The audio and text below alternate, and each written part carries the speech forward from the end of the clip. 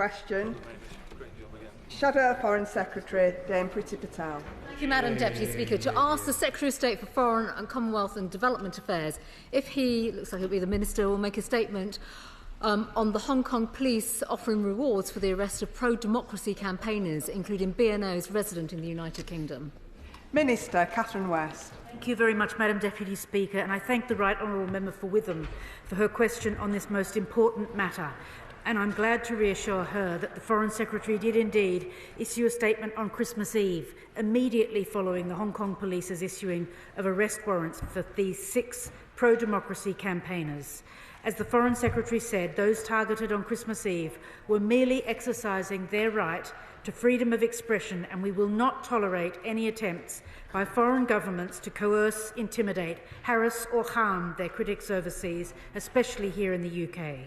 We call on Beijing to repeal the national security law, including its extraterritorial reach, and we call on the Hong Kong authorities to end their targeting of individuals in the UK and elsewhere for seeking to exercise their basic rights. And let me reassure the Right Honourable Member that senior British diplomats immediately went out to reiterate the Foreign Secretary's deep concerns directly in Hong Kong and Beijing over the Christmas period, and officials here in London immediately raised concerns with the Chinese Embassy and Hong Kong Economic and Trade Office here in London. China's imposition of the national security law has clearly eroded the rights and freedoms of Hong Kongers. I raised these concerns with the authorities during my visit to Hong Kong, as did the Foreign Secretary during his visit to Beijing.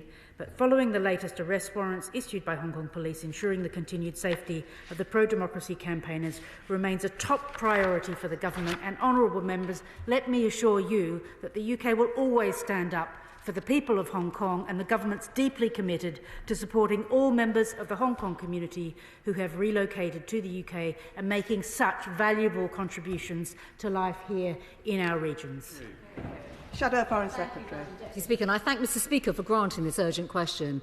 This is an incredibly serious matter, and as the Minister knows and the House knows, on Christmas Eve we saw the Hong Kong police once again trying to give the national security law extraterritorial reach and threatening people on British soil.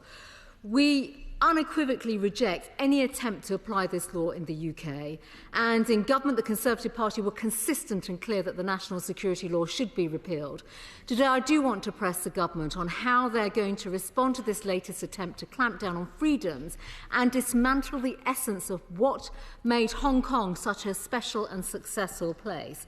So can the Minister explain what practical steps are being taken across the government to protect those in the UK, now with bounties placed on their heads, and assess the security of the Hong Kong community in the UK, those who have come to the UK under the BNO route established by the last government when I was Home Secretary to be able to live in the UK, free from fear of intimidation. We must have a zero-tolerance approach to such behaviours. Has the Foreign Secretary raised this outrageous attempt to suffocate fundamental freedoms with his counterpart, Wang Yi? And doesn't this once again show this government's supposed reset with China is just one way? Before meeting President Xi, the Prime Minister had said he wanted a relationship that is consistent, durable and respectful, and stated that the pair agreed that there'd be no more surprises. Does the Minister believe that trying to arrest BNOs in the UK is compatible with any of these comments? And did the Hong Kong or Chinese authorities notify ministers in advance, or was this a surprise? Can the Minister confirm with a simple yes or no whether the Chancellor is going to be raising these bounties at the highest level when she jets off to China next week to beg for a quick investment for the bailout of her failing economic strategy? She cannot ignore the human rights issues on her visits, whether it be Hong Kong or Xinjiang. And will the government be taking this incident into account when considering the planning application for the new Chinese super embassy in London? I thank the member for Witham for raising a number of concerns, and we are at one on the outrageous attempts to reach across the waters to try and impose any intimidation on people based here in the UK. She mentions other human rights concerns like the Xinjiang, and she is quite right to say that the long-standing policy of, for example, National Health Service not purchasing cotton equipment from the Xinjiang is the right policy, which of course was brought in from pressure from her own members over the last parliaments.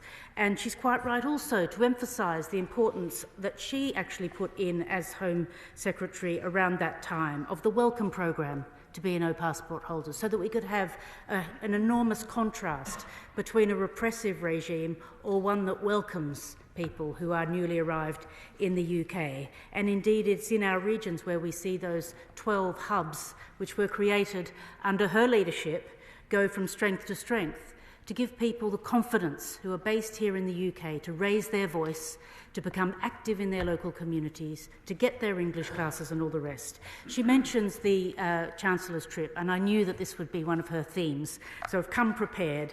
And as she's well aware, we're in a position where our economy is quite fragile.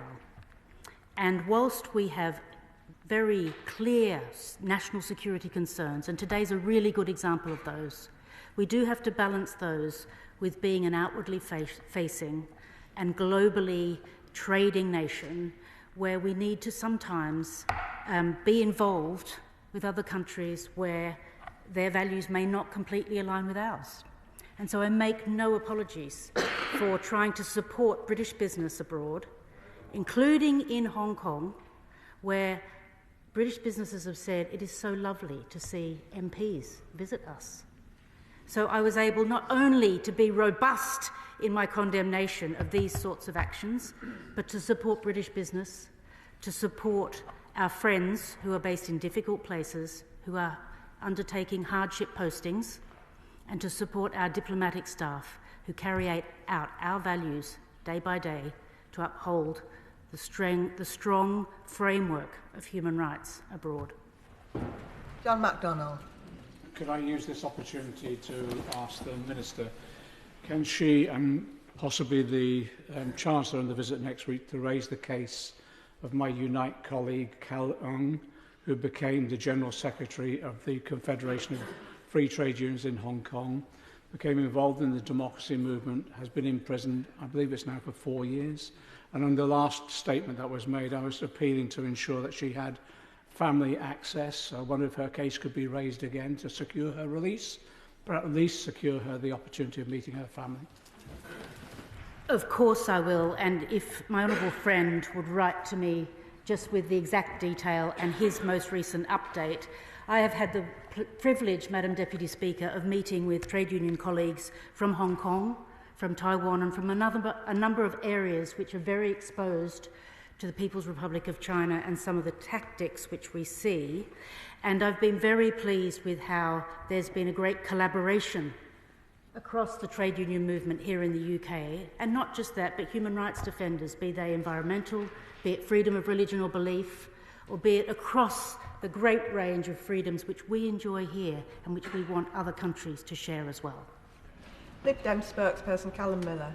Thank you. Excuse me. Thank you, Madam Deputy Speaker. The extraterritorial arrest warrants issued against Hong Kong pro-democracy activists are disgraceful. We must be clear. Hong Kong democracy campaigners like Calum Lau, a former district councillor in Hong Kong, are welcome and free to express their views here in the UK. This attempt by Beijing to interfere in our democracy is unacceptable. The previous government did not do enough to counter this interference, and we urge this government to go further than words with actions. So will the Minister meet with me, my honourable friend, the member for Maidenhead, and his constituent, Calum Lau, to assure her of the government's support? Will the government make clear that it is illegal to bounty hunt in the UK and that anyone who does so can expect to be prosecuted? Will she use our Magnitsky sanctions regime against those in Hong Kong and Beijing responsible for the unacceptable targeting of Hong Kong pro-democracy activists? And in light of the continued detention of Jimmy Lai and these warrants, will the government reconsider the Chancellor's planned trip to Beijing? On the question of Miss Lau, I would be delighted to meet her again. I believe I have met her at an event with Dame Helena Kennedy in previous Parliament, but it would be lovely to refresh and also to hear from her following this traumatic experience that she's had.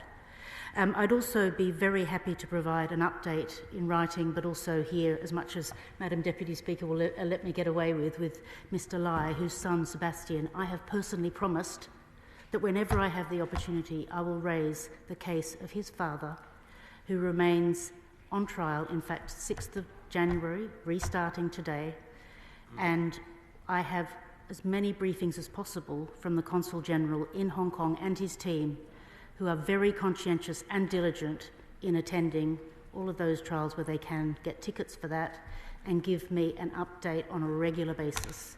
And I have promised the Lai family that I will continue to do that, and I believe I have a meeting with them in the diary in the coming weeks, and I will do that. On the Chancellor's visit, I refer you to my earlier answer about balance.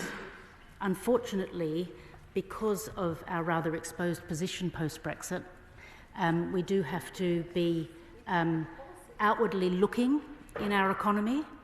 If we want our residents and our constituents to get away from food banks, we need to have more import-export with the UK, and we need to be very pragmatic on the question of having an economic relationship with the fourth biggest trading partner that we have. And it's hard to tell that because I want to just talk about the other element of the relationship, but I know when I go to my constituency and people tell me how hard their lives are, and how over the last 14 years our economy has gone into a decline, I have to stand up for our economic relationships as well. McDougall. Deputy Speaker. Can I associate myself with the Minister's comments about the contribution that Hong Kongers have made to the UK? I know that's particularly true in East Renfrewshire. And Hong Kongers in my constituency will welcome the strong comments she's made and the comments the Foreign Secretary has made. But we've heard those comments many times from the front bench, and the response from Beijing has been to imprison dozens more people, to put more bounties on the heads of British people, to continue to escalate transnational repression and to keep people like Jimmy Lai in prison. At what point do the consequences come for these actions? And as other members have asked, not just when will we stop going there as senior ministers, but when will we stop welcoming Hong Kong officials here? And can I also ask whether the government can and will meet with those British nationals who've had bounties put in their head, and whether they are being given specific security advice? Well, perhaps I could encourage my honourable friend to join the all-party group on Hong Kong, which I know is very active in the House, and which I, of course, was a member of before I became a minister, because it has really regular updates, as does the Hong Kong Committee on Human Rights, which writes a really regular newsletter into our email boxes and updates us on the situation of the likes of Miss Lau, mentioned earlier in this debate, but also gives an update on what's happening across the globe, whether that's in the US, Canada, Australia and other places. He asks about how we can manage this most difficult of relationships. And I say that the opportunity that we have with an exchange does not in any way take away. In fact, I think it strengthens my arm if I am in Hong Kong and I can eyeball the Beijing representative and tell him exactly what my views are and have the support of the Consul General, who is an excellent representative for the UK, to reinforce that on a regular occasion. And that is that element of engagement which we have, which we are looking at through the audit to increase, is a way of giving us that opportunity to lay our concerns at the door of those who we seek to have a dialogue with. Sir Iain Duncan Smith. Madam Deputy Speaker, first of all, I congratulate my honourable friend for achieving this urgent question. Can I say to the Minister, she shouldn't take what I'm about to say personally.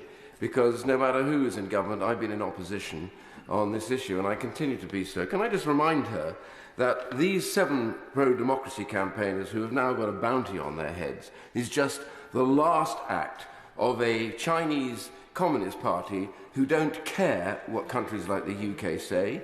For example, let's run through it. We have the freezing of all the savings of the pensions of those who fled Hong Kong here in the UK, done, by the way, by HSBC, which was outrageous. The Confucius Institute continues spying on Chinese students in universities.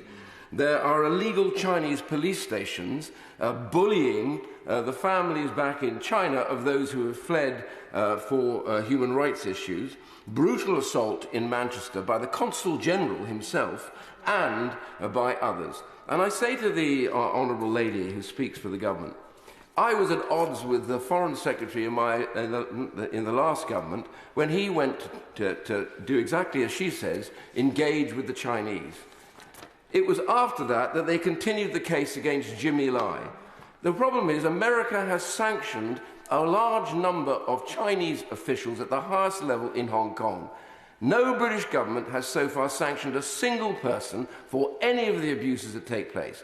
Can I ask her, will she now say to the Foreign Secretary and to the Prime Minister, we must sanction people for what they do to abuse British citizens and those we welcome here, and until we do that, we will not be taken seriously. I fully accept that as a sanctioned MP himself, he's very concerned.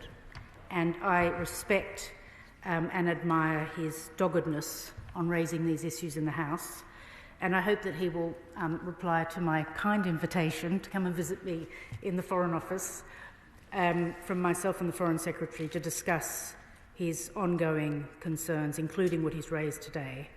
And specifically on the Mandatory Provident Fund, this is an ongoing dialogue, and both my predecessor, the former member for Berwick-upon-Tweed, and myself have raised the documentary requirements for withdrawing funds early, from which is basically the Hong Kong authorities have a particular approach. But we're quite right to keep campaigning on this. Why should BNO passports not receive their funds to which they're entitled? And we will continue. He mentions HSBC. We will continue with any financial institution which is not being fair to its own investors. And we will continue with his support to campaign for that. And on the other question of sanctions, he's well aware that there's many sanctions against Chinese entities. And I will write to him with the detail of where we're at with sanctions, but he is also aware of the long-standing government position on sanctions, that we don't talk about them in the House, because otherwise that could take away from their efficacy in future times. Neil Coyle. What representations have been made to the Chinese Communist Party's ambassador here in London of the consequences of this, the third round of bounties targeting democracy activists, including British nationals and British nationals overseas here on British shores? Is this, and he will be aware that from the statement of the Foreign Secretary that this issue is being taken extremely seriously, and we have raised through officials, because this happened only on Christmas Eve, this concerning transnational repression example, but that this is an ongoing discussion. We have got this high-profile visit next week.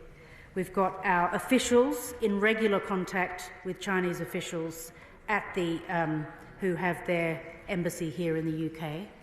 And indeed in Hong Kong, where our excellent Consul General meets regularly, not just with the Hong Kong ministers, but also with the Beijing official office in Hong Kong, to put on record our concern, our anger, and our ongoing human rights concerns, wherever they may come from.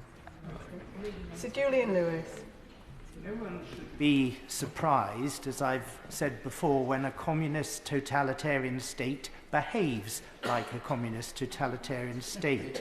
But does she agree with me that there's a little pattern emerging here, that every time a senior British politician, be it the Prime Minister or the Chancellor, is going on a visit to the Chinese, something particularly egregious is done. This suggests to me that they're trying to rub our noses in it and that they're not interested or concerned about anything which we say on human rights abuses. Well, he's obviously can read his coffee cup granules better than I can, or his tea leaves better than I can. I don't know, but I am concerned at the increasing regularity of these sorts of issues, and I share his view that we need to understand more and that we need to be as robust as we possibly can with the representatives here in London and also through our excellent diplomatic representation abroad, but also to join together with like-minded, and I know that this is one of his areas that he's worked on through Congress and other members. But I do note that in the case of the US, who are always very robust on their response, that their export-import trade flows have increased rather than decreased. Sarah Owen. Thank you, Madam Deputy Speaker.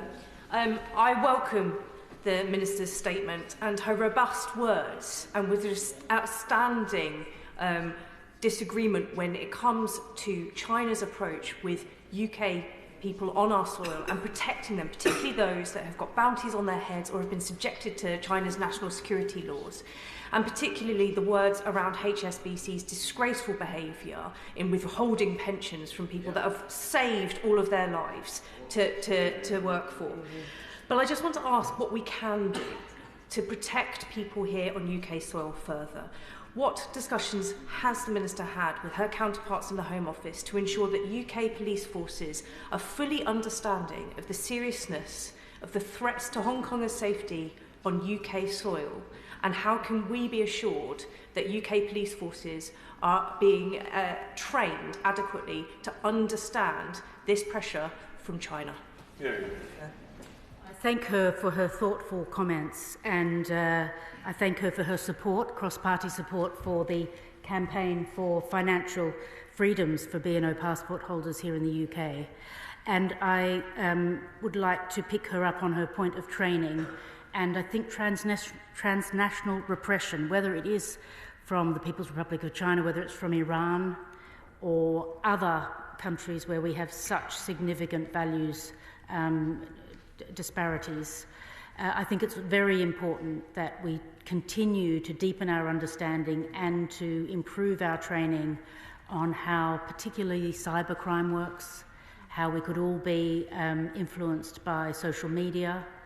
And one area that I'm sure she will agree with is also in our learning institutes, whether they're universities, where students have reported feelings of being watched or under surveillance. And all these things we are wise to, and between the Minister for Security, the member for Sheffield, Dan Jarvis, and I, we are working together very closely on the challenge of transnational repression and how much more difficult it is in this day of social media. But we will continue to redouble our efforts to train law enforcement officers, local government, teachers, so that we can pick up on any fears that those transnational victims of transnational repression might be experiencing. Mark Pritchard. Madam Speaker, the UK-China relationship, I agree with the Minister, is necessary, but she'll know it's complicated and often conflicted. But we've had Russia attack political dissidents and refugees in this country, even to the point of murder.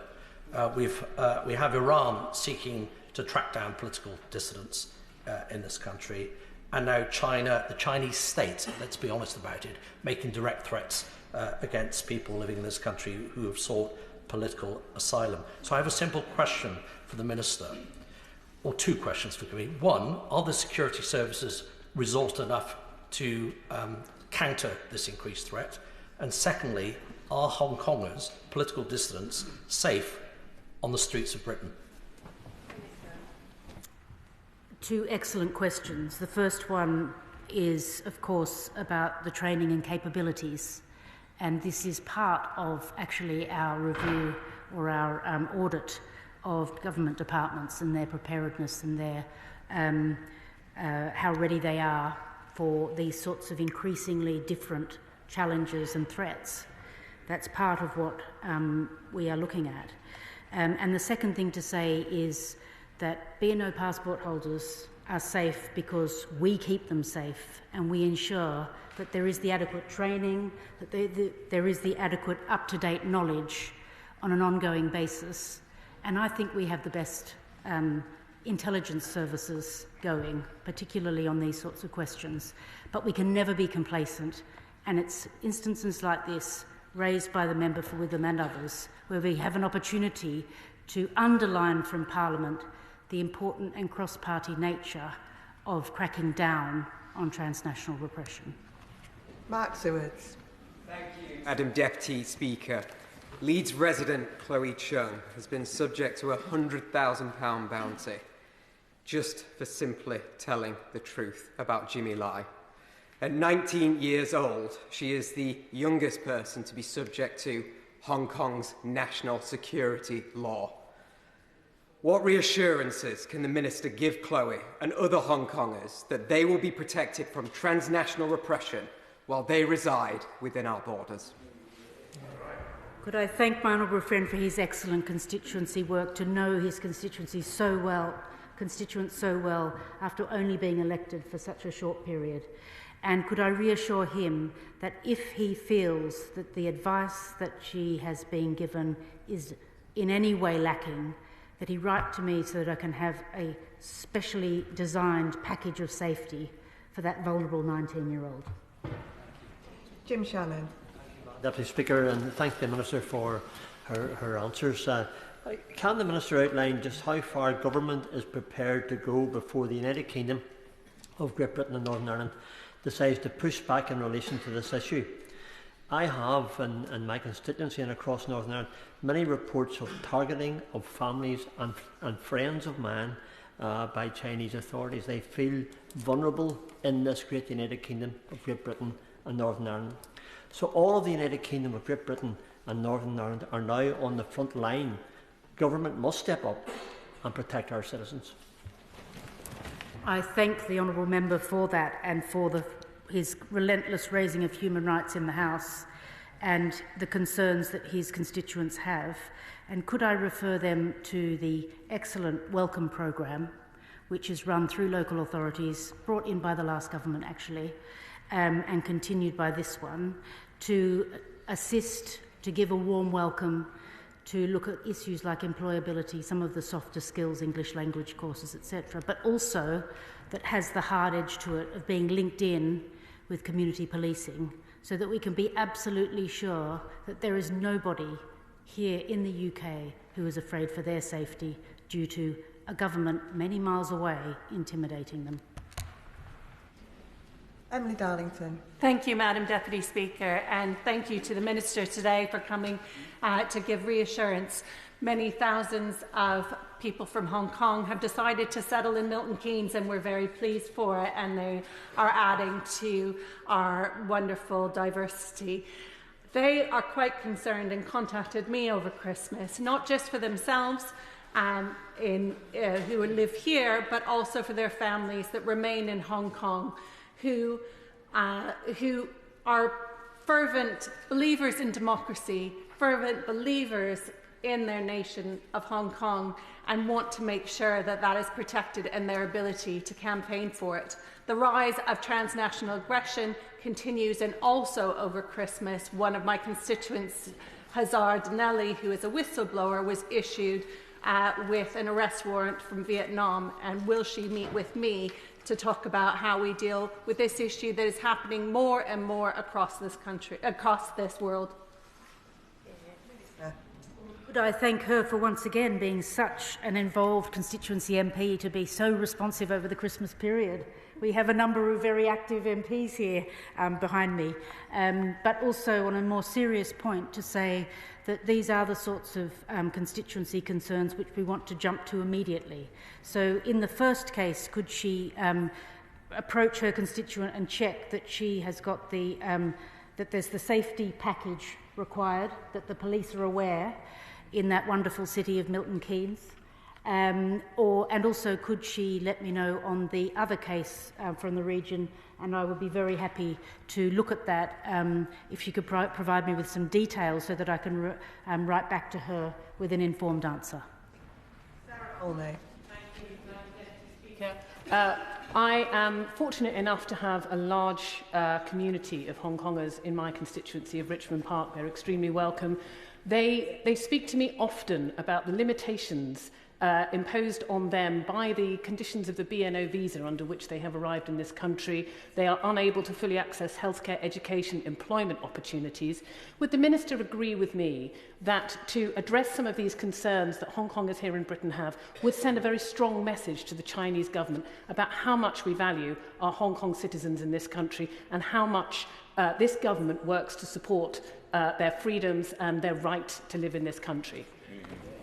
I thank the honourable member, and they have the pleasure of walking in Richmond Park, which is a lovely thing to do, but also for her concern for her constituents. And the scheme was designed by the previous government. There's 224,000 BNO passport holders now in the UK. And on the whole, I think it's a success story in terms of the 12 hubs and the welcome programme, the English courses, and so on. But there are always improvements that could be made. So I wonder if she would direct that to my colleagues in the Home Office in the first instance, but copy me in, because I'm keen to know how we can be even more welcoming so that we can provide the contrast between a society that values difference, that values newcomers and what they bring, but that also makes everybody feel safe. Peter Swallow. Thank you, Madam Deputy Speaker. The British Hong Kong community, including those who have made their homes in my constituency of Bracknell, will welcome the Minister's robust answers today. Will she confirm if Beijing's actions against BNOs will be looked at and scrutinised as part of the government's China audit? Yes, of course. And could I encourage him, if he has anything specific that he would like officials to look at in the, because it's quite a broad audit, that he could just write to me just a couple of paragraphs so that I can wind that into our response. Because what we want to do is have an up-to-date audit, and we're hoping, if he could do that soonish, we're hoping to come out with that in the coming months. Because what we want to do is we want to be robust on human rights. We want to be robust on security. And we are concerned about cybersecurity and other levels, the transnational repression, which appears to be growing. But we also have an edge to it, which is looking at our own national interest, where we are exposed economically. And this is the difficult thing that we have to do in foreign policy, is to look at our own interests as well as defending our broader human value and human rights. Stephen Gethings. Speaker, the Minister was right earlier on when she highlighted that Brexit has made us more vulnerable. She was quite right to highlight that. And I wonder if the UK is fit for the increased challenges to democracy, be they from the Russian Federation, Iran or China. And this is something that the Intelligence Committee had highlighted a number of years ago. I also note that a foreign oligarch had called for the unelected head of state to get rid of the democratically elected government using his own social media channel. But on a serious point, Madam Deputy Speaker, will ministers bring updated measures on how they see defending democracy in the UK, including the rights of those who are already here, but also in terms of protecting us all from outside interference? I thank my honourable friend, and I won't be tempted to go down a particular track that he's tempting me to go down about oligarchs, etc. But what I would say is we live in a very uncertain time, and there is a sort of a safety-first feeling that we would like to do in foreign policy, which is just to close everything down and just sort of to operate within the UK.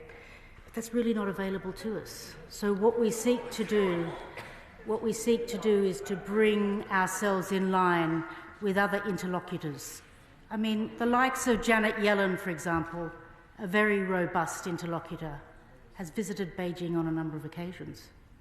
We see the Australians, we see the Singaporeans, we see a number of others who do not have to leave their values at the door if they want to have a discussion about a particular economic opportunity, or if they're worried about something, they say it in an engagement. I can promise him there'll be no return to the golden era and a pint with Xi Jinping, but there will be a heightened awareness of our national security, and human rights will be paramount. Sir Desmond Swain. Chinese government respect one thing: strength. So long as they continue to perceive that we are cringing, they will treat us with the contempt with which they believe we deserve. So how many Hong Kong officials have we sanctioned? As he's well aware, we have the Hong Kong ETO still functioning here in the UK, and we are keeping a close watch on the situation, and we keep all these things under review. But my visit to Hong Kong in November was instructive, and I can assure him that there was nobody cringing when I met the representative from Beijing. If you think this minister cringes, then you don't know her. David Chadwick. Thank you, Madam Deputy Speaker. If human rights are paramount, then why should we enable our trade balance to determine how we respond to abuses of human rights? A very important question, and it is a sort of a three-stooled approach in good foreign policy. National security first, human rights our duty, but an eye to our economy, because I don't think any of us wants the continuing situation of our economy to be at the bottom of the league table, which is how it feels now. Dr. Andrew Mirison. Deputy Speaker, the malign extraterritorial reach of the Chinese Communist Party is being played out in very human terms, and I congratulate my right honourable friend for bringing an example of that to the floor of the House today. Why then is this government potentially facilitating that reach by handing over the Chagos Islands? Madam Deputy Speaker, this urgent question is about Hong Kong, but I would just say that I think it's very important when international courts make decisions, be that the UNCLOS, be that other international courts and judgments, that we comply with them. Blake Stevenson. Thank you, Madam Deputy Speaker. Does the Minister agree that the national security law for Hong Kong is in direct conflict with Article 23 of the Basic Law for Hong Kong and a clear breach of the Sino-British Joint Declaration? We've been relentless on our pushing back on the erosion of freedoms in Hong Kong, and meeting civil society organisations when I was in Hong Kong in November, I reassured people there of the importance and the values of this House that we believe, and for those of us who have been around and were founding members of Hong Kong Watch, when the government Prime Minister of the time was having the pint with Xi Jinping, we will never turn away from underlining the importance of those fundamental rights and what Hong Kong has enjoyed in the past tense. And it is terribly sad to see the erosion of those rights. But we can't just give up and walk away. We have to have a dialogue, we have to keep pointing out our point of view, and we have to keep pushing back. Luke Taylor. Thank you, Madam Deputy Speaker.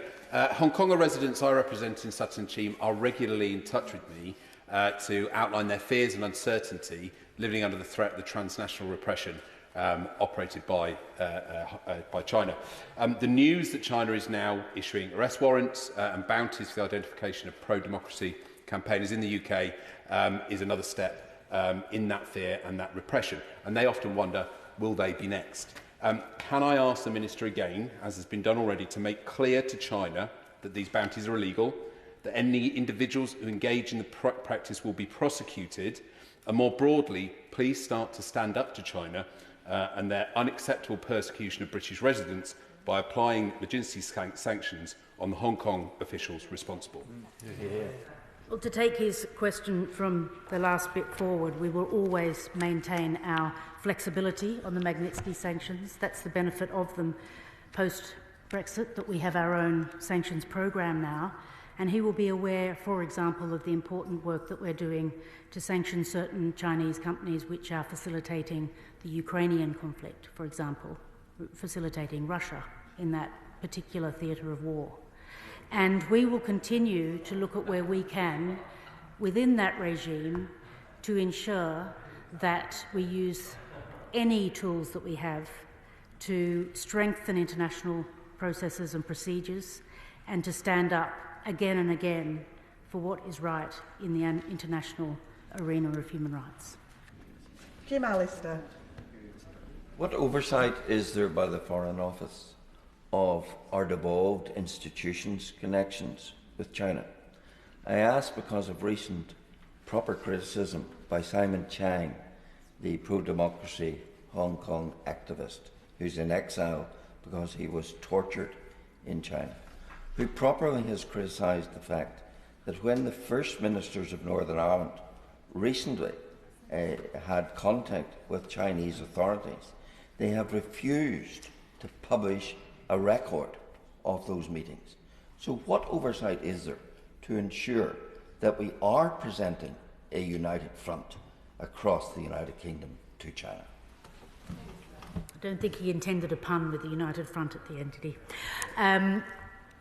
Taking his point very seriously, I think we could be doing more. And with his permission, if he could write to me with his example he's mentioned today, and I'm aware that the member for Edinburgh from the Liberal Democrat benches also mentioned a particular incident to me in Edinburgh that I was unaware of. So with his permission, I would like that so that I can challenge some of our officials to come up with a more robust, joined-up approach. As he's aware, following the general election in July, the Prime Minister first of all set out to Edinburgh, then to Cardiff and then to Belfast to emphasise the importance of the devolved regions to a holistic way of looking at governance. And I think this is a really good example of where we could be doing more. Thank you. Bobby Dean. Madam Deputy Speaker, I've listened to the Minister's answer on the subject of the Chancellor's visit to Beijing carefully, and I believe that what she has said is that concerns will be raised. Well, concerns have been raised time and again before, and it has got us nowhere. So isn't it time to draw a line in the sand? And isn't the minimum that we could do is raise our voices a little more loudly and demonstrate our anger a little more publicly and cancel the Chancellor's visit to Beijing? Yeah. He's quite right to say that it's been raised, not least by the Prime Minister when he met Xi Jinping and is on film raising the Jimmy Lai case, which of course right now is in the courts. And this is the nature of a dialogue, to raise it, but we will be robust in the way that we raise those cases, and we will continue to make a point, but there will not be cancelling of trips on the basis that there has to be an element of outward focus by the UK, particularly given the legacy economically and the position that we find ourselves in. But I will pass on his concerns, and I will certainly listen to any further suggestions he has. But I do believe that engagement is something which is necessary. And the last question, Tom Gordon. Thank you, Madam Deputy Speaker. Harrogate and Knaresborough is blessed to have a small but thriving group of Hong Kongers who've made it their home and have opened up a number of local businesses, adding to the fabric of our towns. My worry is with the latest arrest warrants and the transnational repression is that Hong Kongers won't want to be seen visible and public and playing that part in our communities. So what actual tangible steps and how will this government get that message down to people on the ground that this isn't something that we'll stand for and we're there to stand by and support them? Thank the member for his specific question about Knaresborough, and with his permission I'll take it away to see which hub he's closest to of the 12 hubs. because there are 12 hubs set up specifically for the Welcome programme for BNO passport holders. So keen were we in 2021 to extend the hand of friendship to those so cruelly treated in Hong Kong and continue to be. And I will write back to him with a reply. If he could email me with any specifics, it would mean a more informed reply back to him on if there's specific constituency issues in Knaresborough.